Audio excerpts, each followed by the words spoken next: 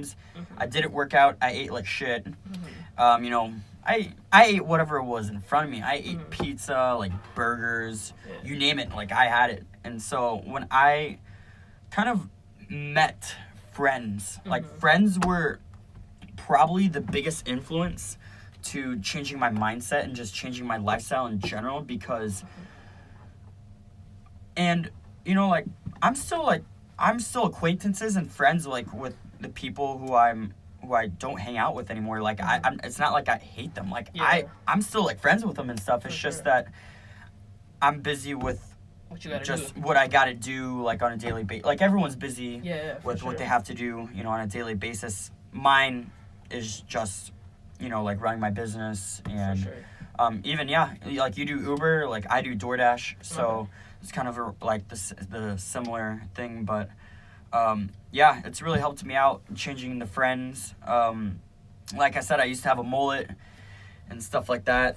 And when I started working out, you know, I just became more confident, and I started meeting more like high status people because like as my confidence like arose, like as my confidence rised, like so did my friend group. Like my friends I surround myself with, like they made me feel uncomfortable. They put me into uncomfortable situations, and if it wasn't for that, I wouldn't be here today. Like I wouldn't be in the position I am today. So friends definitely do have a big influence with, it's probably, in my opinion, like with me, most importantly, it was probably the most important thing that influenced me, friends.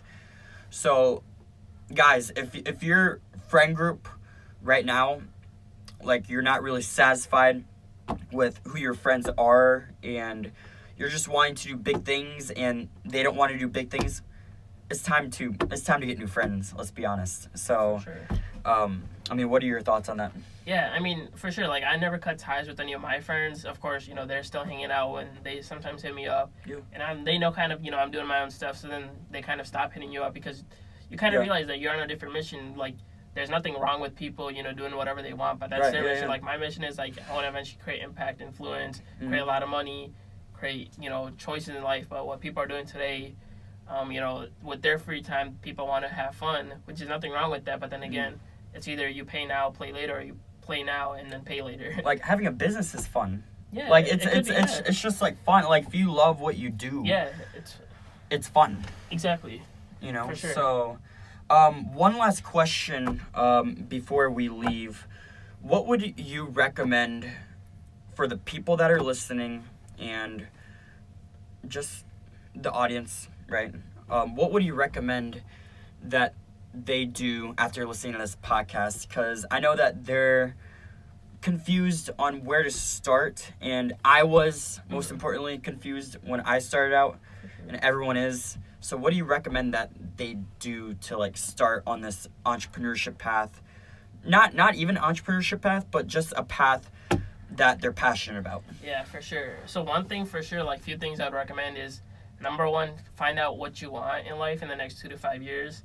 Number two, start going to some events, like go to some networking events, see what there is. Yeah, conferences, whatever there is, like go to those events. It's going to be sometimes uncomfortable since it might be you, yourself at the first moment, but you'll meet people that are like-minded, so people will be like more than friendly and stuff like that.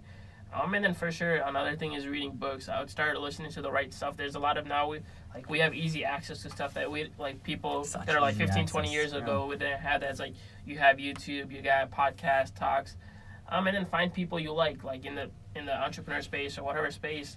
There's people that are crushing it, and you can actually watch and start studying them, and just, you know, listen to their stuff, kind of understand the mindset behind doing something, and start reading books that can help you and grow you. And before you know it, you'll find something that you really like. And a lot of people, they have trouble like taking action towards the things they want in life, and it mainly comes from fear and just excuses.